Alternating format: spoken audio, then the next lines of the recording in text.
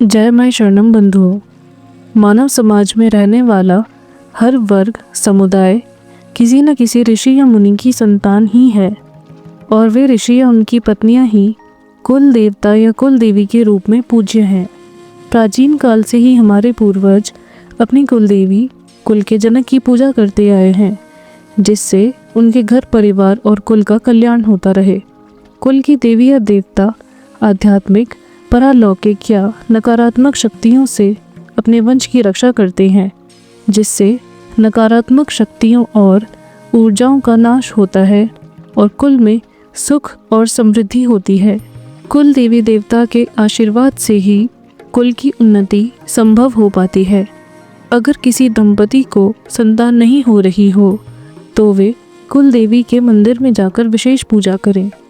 ऐसा करने से देवी प्रसन्न होती हैं और संतान प्राप्ति का आशीर्वाद देती हैं, क्योंकि उन्हीं की कृपा और आशीर्वाद से ही कुल की वंश रेखा आगे बढ़ पाती है। वहीं असंख्य आत्माओं में से अपने कुल की संतान का चुनाव करती हैं। कई परिवारों में मान्यता है कि अगर कोई अपनी कुल देवी की पूजा करना बंद कर दे तो उन्हें मिलने वाली सुरक्षा, ऊर्जा और कृपा में कमी आ जाती है, जिससे जीवन में कई तरह की समस्याएं और बाधाएं आ जाती हैं। ऐसे कई किस्से सुने जाते हैं कि जब किसी वंश ने अपनी कुल देवी की पूजा छोड़ी तो उनके परिवार में परेशानियां बढ़ गईं। अचानक धन हानि, बीमारी या संतानहीनता जैसी समस्याएं आ गई, और तो और उन समस्याओं का समाधान भी नहीं हो पाता। चाहे वो परिवार कितने ही तीर्थ स्थलों के दर्शन कर लें या कितने ही व्रत उपवास या साधना अनुष्ठान कर ले, तीर्थ तब केवल भ्रमण यात्रा के समान रह जाते हैं और किसी साधना का फल नहीं मिलता। क्योंकि जिस प्रकार अपनी संतान को की माँ के अलावा कोई नहीं जान सकता, वैसे ही कुल के देवी देवताओं और उनकी संतानों के बीच कोई नहीं आता, क्योंकि माता पिता का अधिकार अधिक होता है अपनी संतान पर। फिर अन्य देवी देवता मात्र पड़ोसी या अन्य रिश्तेदार के समान हो जाते हैं, क्योंकि जन्म से लेकर जीवन पर्यंत हमारी रक्षा करने और हमारे जीवन को सुखी और समृद्धशाली बनाने से लेकर मृत्यु के बाद आत्मा को सही दिशा देने की कृपा भी कुल के देवी देवताओं की ही होती है।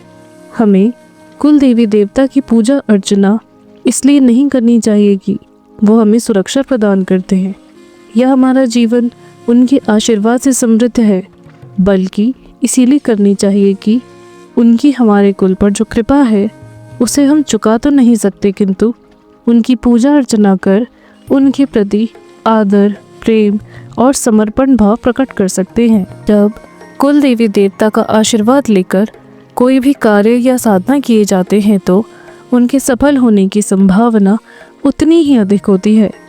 मानव समाज में कुल देवी देवता की साधना की विधि विधान सभी को ज्ञात होते थे, जो पीढ़ी दर पीढ़ी आगे पूर्वजों के द्वारा दिए जाते थे। किंतु गत 1800 वर्षों से होने वाले आक्रमण से कई मानव अलग समुदायों में बट गए और अपनी जड़ों को भूल गए, और कुछ आज की भागती आधुनिक समाज में दौड़ती जिंदगी के बीच परिवार से दूर रहने वाले लोगों को कई बार अपने कुल देवी देवता का पता नहीं होता है। इसकी कोई और वजह भी हो सकती है, जैसे वर्षों से स्थान परिवर्तन के कारण पता ही नहीं है कि हमारे कुल देवी या देवता कौन है, कैसे उनकी पूजा होती है, कब उनकी पूजा होती है इत्यादि। इस कारण से वर्षों से कुल देवता देवी को पूजा नहीं मिल पाती है। ऐसे में घर परिवार का सुरक्षात्मक आवरण समाप्त हो जाने से अनेकानेक समस्याएं अनायास घेर लेती हैं। इसलिए आगे हम बात करेंगे कि जिनको अपना कुल देवी देवता का ज्ञान नहीं है, पता नहीं है, वो उसका पता कैसे लगा सकते हैं। तो मिलते हैं अगले भाग में। प्रणाम बंधुओं, जय माई शरणम।